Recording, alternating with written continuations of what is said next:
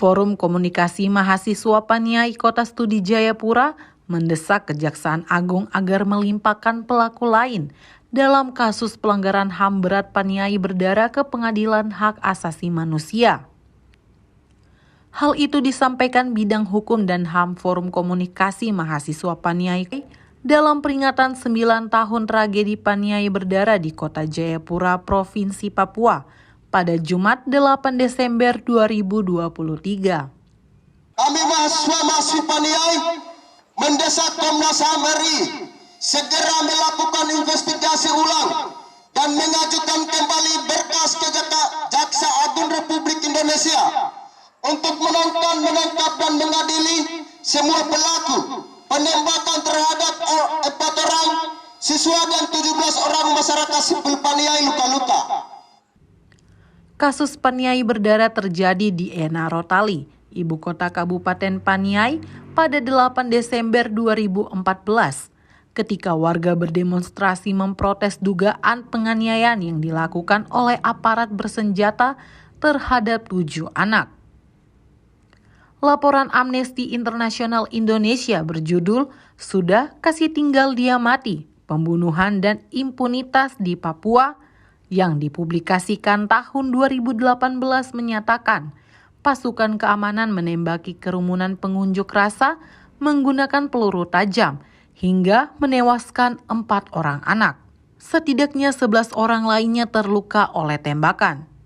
Sejumlah warga telah bersaksi kepada Komnas HAM bahwa mereka melihat petugas polisi menembak seorang demonstran dari jarak dekat bahkan setelah korban jatuh ke tanah.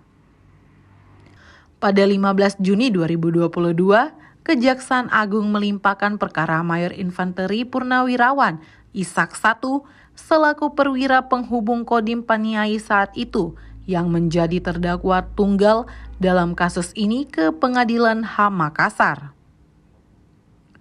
Setelah melewati proses persidangan pada 8 Desember 2022, Pengadilan HAM Makassar menjatuhkan vonis bebas terhadap Ishak I yang dinyatakan tidak terbukti secara sah dan meyakinkan melakukan pelanggaran HAM berat. Mengadili 1.